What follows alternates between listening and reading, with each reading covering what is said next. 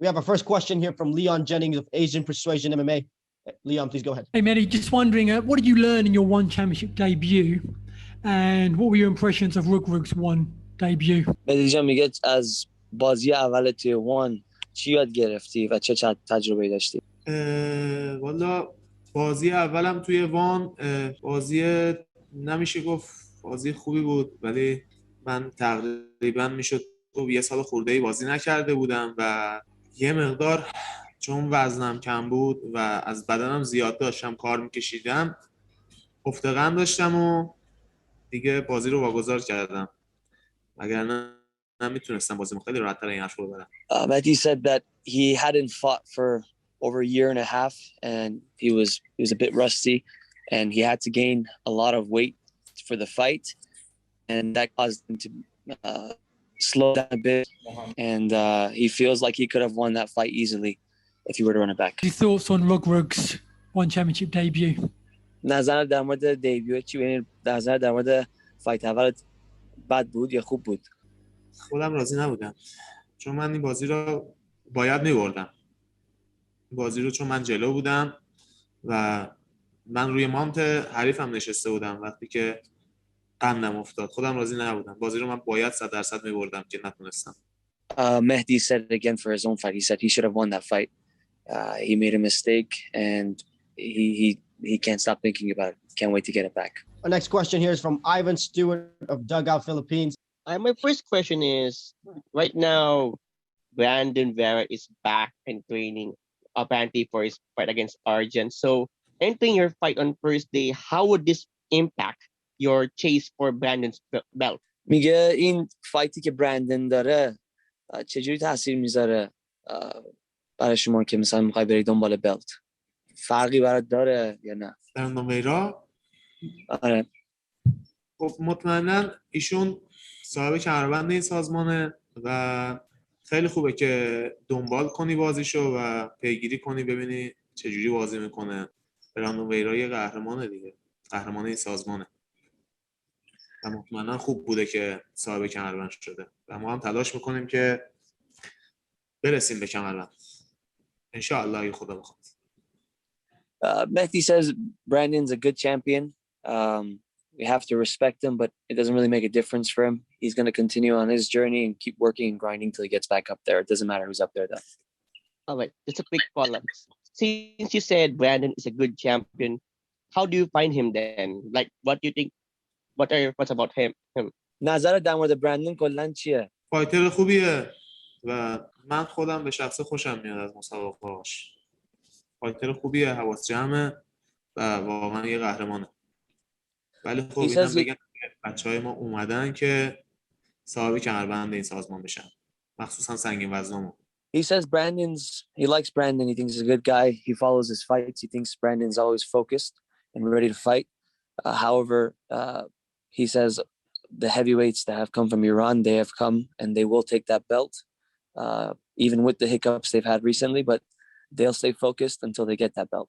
We have a next question here from Robert Bellin of Fight Game Asia. We know for sure that you're here to win the one heavyweight world title. So what do you think about Brandon as a champion and as a fighter as well? Yeah, Mehdi just answered that question. He just said he thinks Brandon's a good champion. He's a good guy. He's always focused, ready to fight, and he respects him as a champion and as a fighter. And what do you think will be the major factor if, let's say, for example, they face each other in the future? What do you think that some Mehdi has that will bring him or winning the world champion? اگه یه روز در مقابل برندن خواستی فایت کنی چجوری فکر میکنی فایت جلو میره و چجوری بیتش میکنی؟ اگر من با براندون ویرا بخوام یه روزی بازی کنم مطمئنا بهترین بازیمو میکنم و سعی میکنم که ایشونو ببرم پایین و پایین تموم کنم کارو. Mehdi believes that if he does ever fight him, he'll be able to take him down easily and control the game with his wrestling. We have a next one here from Dylan Bowker of My MMA News. All right, my question is related to just the, I guess, enthusiasm surrounding Umar Kane. Just a lot of buzz around him, undefeated prospect at this point, and also the backdrop of this being one's first show on TNT won. For Mehdi, what does he think a win here over Umar Kane does for his MMA career? میگه نظر چیه در مورد عمر حریفت که نباخته و داره با قدرت میاد تو و این فایتی که روی TNT زنده پخش میشه، فکر میکنی یه برد امکان پذیره و اگرم ببری چیکار میکنه برای آیندت؟ مطمئنا من این بازی رو واسه برد میرم، بعد همه تلاشم اینه که بتونم این بازیکن رو ببرم. این بازیکنم کشتیگیره و منم هر کاری که باید جلوی این ورزشکار انجام بدم و دادم و تمریناشو کردم و اینم یه برده. زیاد چجوری بگم، فقط یه برده و اگر اینو ببرم همه تمرکزمو میذارم واسه بازی بعد. فعلا باید همه فکرمو بذارم که بتونم این بازیکنو ببرم. وزنش از من یه مقدار بیشتره ولی من سرعتم از اون بیشتره.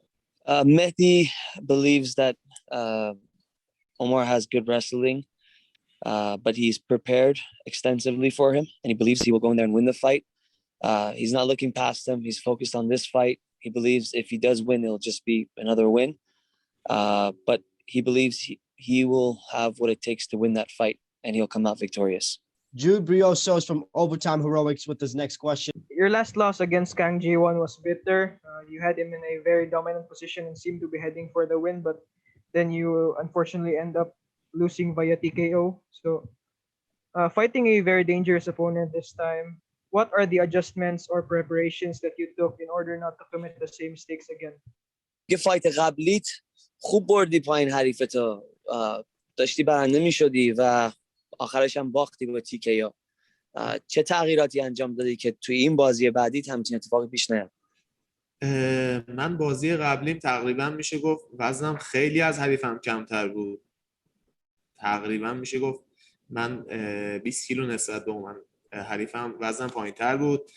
بعد اون موقع هم همه کارهایی که باید میکردم و کرده بودم، ولی خب اشتباهی که کردم فکر نمی‌کردم اون حریف پایین بتونه دووم بیاره و اون پایین هم میشه گفت 3 بار تا 4 بار ناکدان شد.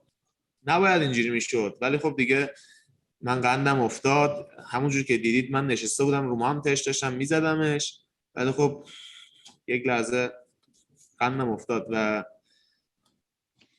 سری قبل ما برنامه ریزی برای خوراکمون نداشتیم و اینا همه دست به دست هم داده بود که من بدنی یه ذره شرایط خوبی نداشته باشم، ولی الان خدا رو شکر شرایط بدنم خوبه و فکر نکنم دیگه تکرار بشه همچین چیزی. Mehdi's weight was significantly lower than his previous opponent, as it is for this opponent as well.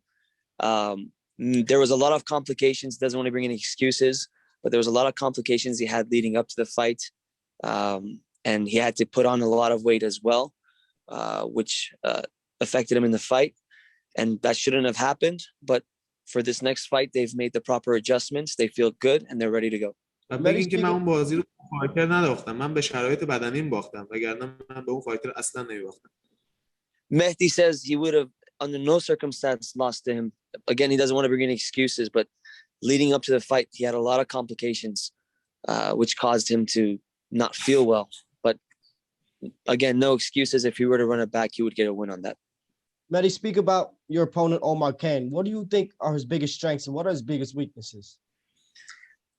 حریفه که دخوای فایت کنی عمر، فکر میکنی چه کاری خوب انجام میده و ضعفاش چیه؟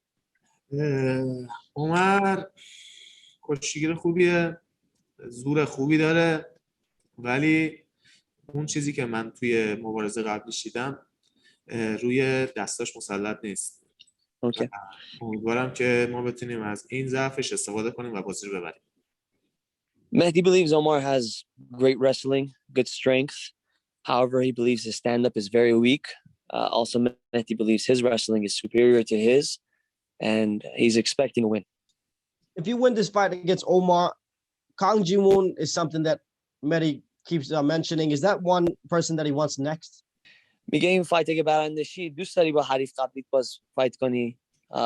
نمیدونم میخوای در مورد هم خودت هم امیر باختین آیا این چیزی که میخوایم بازم باش فایت کنید و بتونید ریمچ رو بگیرید یا چی در نظر داری بعد از این فایت؟ من بیشتر دوست دارم بازی‌های دیگه رو تجربه کنم و زیاد برام مهم نیست با اون بازیکن بازی کردن، چون اون بازیکن واقعا به شانس منو برد.